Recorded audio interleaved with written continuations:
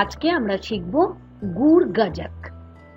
এটা হলো জয়পুরের একটা বিখ্যাত মিষ্টি, যেটা খেতেও ভীষণই সুস্বাদু, খুবই তাড়াতাড়ি আর খুব কম উপকরণ দিয়ে তৈরি হয়ে যায়, আর ভীষণই হেলদি।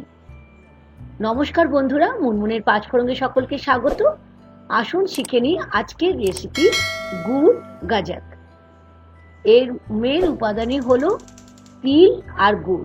প্রথমেই যেটা করলাম, আমি গ্যাসটা জ্বালিয়ে কড়াই বসিয়ে নিলাম। এখানে নিয়েছি আমি 200 গ্রামের মতো সাদা তিল। তা আমি যে তিলটা নিয়েছি এটা একদম সাদা নয়, একটু বালি বালি কালারের তিলটা নিয়েছি।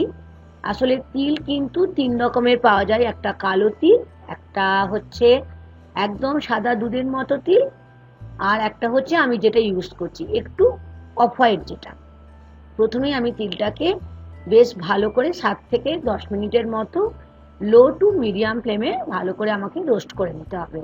আর যত ভালো রোস্ট করবেন ততই কিন্তু এই গাজকটা খেতে কিন্তু খুব ভালো হবে।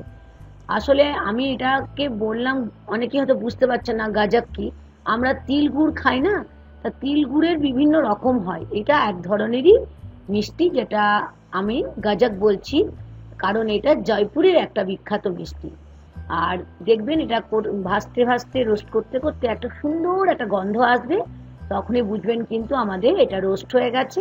আর যত ভালো রোস্ট হবে তত কিন্তু মিষ্টিটা খেতে, মানে গাজকটা খেতে ততই ভালো হবে। আর যেহেতু আমরা এটা গুড় দিয়ে করব, সেই জন্য আমাদের এটা খুবই হেলদি। এখন আমার এটা রোস্ট করা হয়ে গেছে, আর গ্যাসটা আমি এখন বন্ধ করে দিলাম। আর গ্যাস বন্ধ করে দিয়ে এটাকে একদম কমপ্লিটলি ঠান্ডা করতে হবে। আর দেখবেন যখন একদম ঠান্ডা হয়ে যাবে তখন দেখবেন ওই যে টক টক করে একটা করে আওয়াজ হচ্ছে না, কটকট করে, সেই আওয়াজটাও কিন্তু বন্ধ হয়ে যাবে। এখন আমি একটা প্লেট নিলাম, আর যেটা আমি ঠান্ডা করে নিলাম তিলটাকে, রোস্টেড তিল, সেটাকে আমি একটা প্লেটের মধ্যে ঢেলে নিলাম। আর দেখুন একদম ঠান্ডা হয়ে গেছে, আমি হাত দিয়ে দেখাচ্ছি, আর খুব সুন্দর কিন্তু এখন একটা গন্ধ বের হচ্ছে। এখন আমি একটা মিক্সি জার নিয়ে নিয়েছি, তাতে আমি নিয়ে নিচ্ছি যে রোস্ট করে রেখেছিলাম তিলটা, প্রথমেই সেইটা ঢেলে নিলাম। আর যেহেতু এটা আমি 200 গ্রাম নিয়েছি, আমি গুড়টাও আপনাদের বলে দেবো, কিন্তু এটাকে প্রথমে একটা আমি কোর্স, মানে কি একটু একটু খচখচে, মানে একদম মিহি পাউডার হবে না, দেখুন একটু গোটা গোটা থাকবে, আমি দেখিয়ে দিচ্ছি। আসলে গাজক তৈরি করতে হলে আগেকার দিনে কি হতো, অনেক কিছু ঝামেলা করতো, এখন তো আমাদের মিক্সি জার আছে, সেই জন্য মিক্সিতেই হয়ে যায়।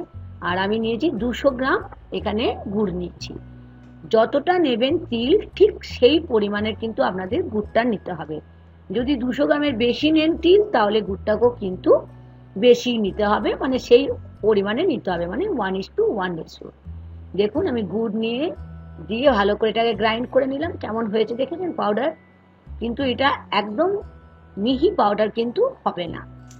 আমাদের সেকেন্ড স্টেপে চলে এলাম, আবার গ্যাস জ্বালিয়ে নিলাম। আমি এখানে নিলাম বড় চামচে 2 চামচ ঘি। ঘি কিন্তু একদমই বেশি লাগবে না, মাত্র 2 চামচ বড় চামচে। খেতে কিন্তু অসম্ভব রকমের ভালো আর খুবই স্বাস্থ্যকর। শীতকালে তো আমরা খেয়েই থাকি তিলের সমস্ত রকমের জিনিস, নাড়ু বলুন, মিষ্টি বলুন। তা এইটাও এক ধরনের তিল আর গুড় দিয়ে বানানো। আপনারা ঠাকুরের পুজোতেও ব্যবহার করতে পারেন, যে কোনো অকেশনে বানাতে পারেন, প্লাস আপনারা এটাকে স্টোরও করতে পারেন ভবিষ্যতের জন্য। এখন যে মিক্সচারটা আমি গ্রাইন্ড করে নিয়েছিলাম তিল আর গুড় দিয়ে, সেটা এখন আমি কড়াইয়ে নিয়ে নিলাম। তেলটা ভালো করে যখন ঘিটা গরম হয়ে গেল, তখন আমি এটাকে বেশ ভালো করে এটাকে দিয়ে অনবরত লো টু মিডিয়াম ফ্লেমে কিন্তু আমাদের এটাকে রান্নাটা করতে হবে।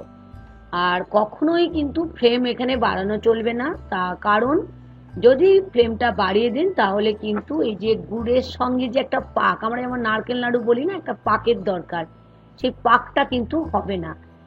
আর এটা আমার এদিকে আমি গ্যাসটা ওভেনটা কমিয়ে এটাকে বানাচ্ছি, আর এইদিকে আমি একটা ট্রে নিলাম, তার মধ্যে 1 চামচ ঘি দিয়ে বেশ ভালো করে এটাকে গ্রিস করে নিচ্ছি, ব্রাশ করে নিচ্ছি, কারণ আমাদের মিষ্টিটা কিন্তু আমরা এখানেই বানাবো। আমি একটা চৌকো ট্রে নিয়েছি, আপনারা আপনাদের পছন্দ মতো নিতেই পারেন। এখন আমি এখানে বড় চামচের 1 চামচ জল দিলাম। কেন জল দিলাম বলে দিচ্ছি। জলটা যদি 1 চামচের বেশি কখনোই দেবেন না, দিলে দেখবেন এটা খুব সুন্দর একটা নরম পাক তৈরি হবে। এটা খুব শক্তও হয়ে যাবে না, আর যখন ড্রাই হয়ে যাবে, ড্রাই হলে তো সেটা ভালো মিষ্টিটা হবে না, তাই না?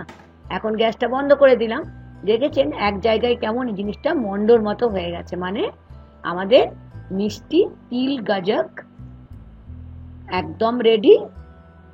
এরপর আমাদের এটাকে ঠান্ডা করে নিতে হবে। আমি যে ট্রেটাতে ঘি দিয়ে ব্রাশ করে রেখেছিলাম, সেই ট্রেটাকে সুন্দর করে আমি দেখুন কেমন ভাবে দেখছেন কি সুন্দর করে আমি পুরোটার মধ্যে আমি এটাকে ছড়িয়ে দিচ্ছি। এটা একটু গরম আছে, সেই জন্য সঙ্গে সঙ্গে কিন্তু এটা কাটা চলবে না, একটু ঠান্ডা, অল্প ঠান্ডা হলে তখন এটা আপনারা আপনাদের পছন্দ শেপে কেটে নিতে পারেন। আমি এখানে স্কোয়ার মতো করে কাটছি, আপনারা ইচ্ছে হলে একটু 3 কোণাও কাটতে পারেন কিংবা ডায়মন্ড শেপের কাটতে পারেন। মিষ্টিটা এতই ভালো, বাচ্চা থেকে সকলেরই ভীষণই পছন্দের এই মিষ্টিটা, আর খুবই হেলদি, কারণ এর মধ্যে আমরা গুড় ব্যবহার করেছি। সেই জন্য চিনি থাকলে অনেকেই আমরা এখন চিনি খাই না, তাই না? আমরা খুবই হেলথ কনসিয়াস, তাই তো? সেই জন্য এটা কোনো রকম ভাবে কিন্তু শরীরের ক্ষতি হবে না। আশা করি আজকের রেসিপি তিল গাজক বা গুড় গাজক আপনাদের ভালো লেগেছে, আর অবশ্যই ভালো লাগলে বানিয়ে খাবেন, আর আমাকে লিখতে ভুলবেন না কেমন লাগলো।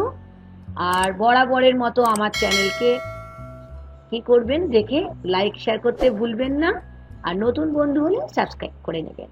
আজ এই পর্যন্ত, থ্যাংক ইউ।